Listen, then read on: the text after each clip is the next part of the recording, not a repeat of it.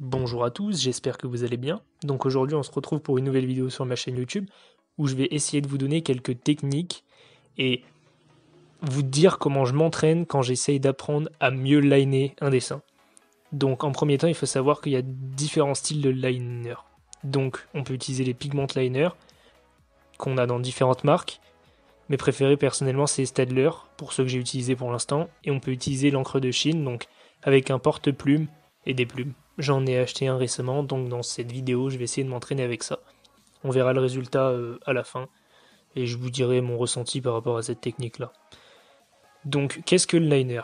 Le liner, c'est quand on va repasser son croquis, donc ce qu'on a fait au crayon papier sur son dessin, pour après pouvoir gommer ce croquis et avoir juste les traits extérieurs, la couleur noire qui reste. Donc, faut savoir que la plupart du temps, dans un dessin, les traits extérieurs vont être plus épais que les traits intérieurs. Donc la forme du corps va être plus épais que ce qui va concevoir le corps. Par exemple, si on dessine un visage, le contour du visage sera plus épais que le contour des yeux ou de la bouche. Après, les différentes techniques de liner, on peut utiliser, donc quand on utilise des pigment liners, différents pigments, parce que il faut savoir que chaque pigment a sa taille de mine, ce qui permet d'avoir du coup des traits plus ou moins fins, et jouer avec ça pour donner de l'envergure au dessin. Pour la plume, du coup, comme j'utilise dans cette vidéo, on va pouvoir appuyer un peu plus ou moins sur la plume pour que les traits soient plus ou moins fins. Et jouer avec ça, du coup, pour grossir la taille des traits.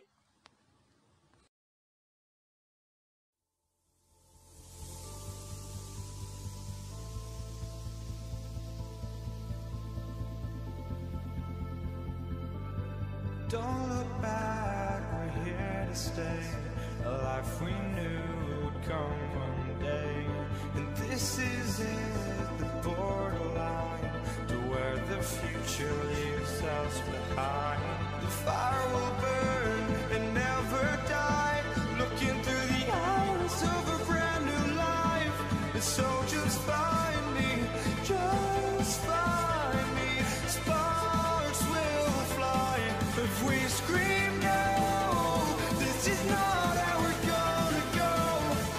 We are the ones who never know. Oups, bon. Dans ce moment-là de la vidéo, j'ai fait malheureusement tomber des gouttes d'encre sur mon dessin en levant ma plume trop alors qu'elle avait encore beaucoup d'encre dessus. Donc je suis un peu dégoûté, mais c'est pas grave, on dirait que ça ira pour cette fois, parce que c'était la première fois que je l'utilisais, je savais même pas que ça absorbait pas toute l'encre avant de la déverser. Et puis comme de toute façon il y a des taches de sang sur le dessin, on dirait que c'est une tache de sang, personne n'a rien vu, vous avez tout oublié.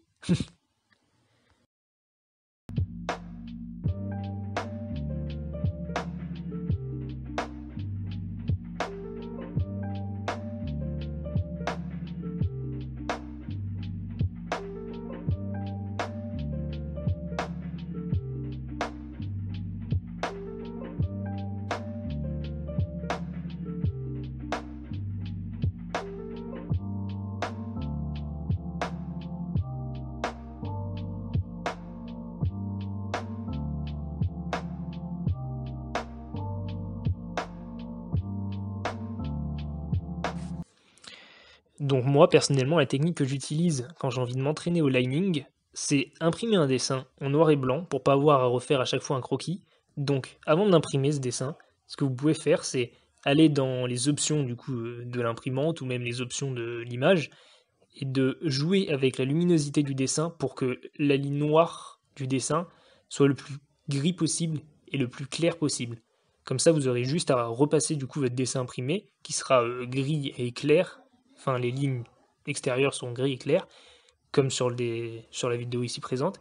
Avoir juste à repasser ça au noir, du coup avec vos liners ou votre plume, et du coup après comparer votre dessin avec le dessin de base en noir et blanc et voir du coup votre évolution. Et je vous assure que jour après jour, si vous entraînez comme ça, vous verrez l'évolution. Surtout, n'oubliez pas de tourner la feuille quand vous linez. Là, je le fais pas en vidéo parce que sinon, ça rend la vidéo pas vraiment esthétique. Si la feuille bouge tout le temps en plus avec le mode accéléré, ça va plus vous faire tourner la tête qu'autre chose.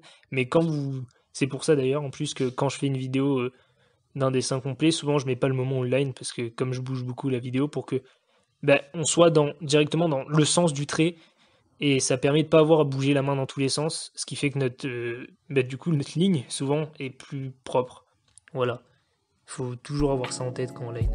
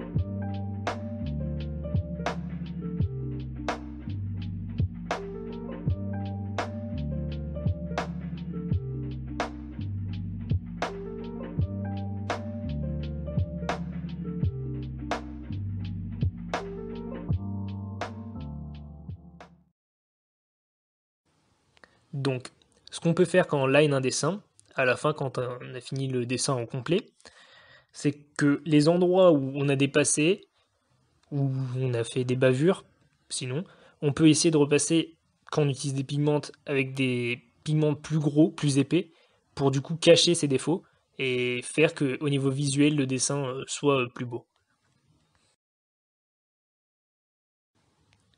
Donc merci à vous d'avoir regardé la vidéo.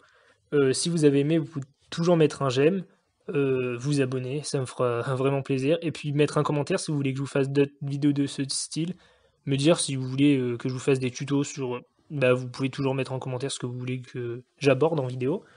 Et puis on se retrouve pour une prochaine vidéo. À bientôt.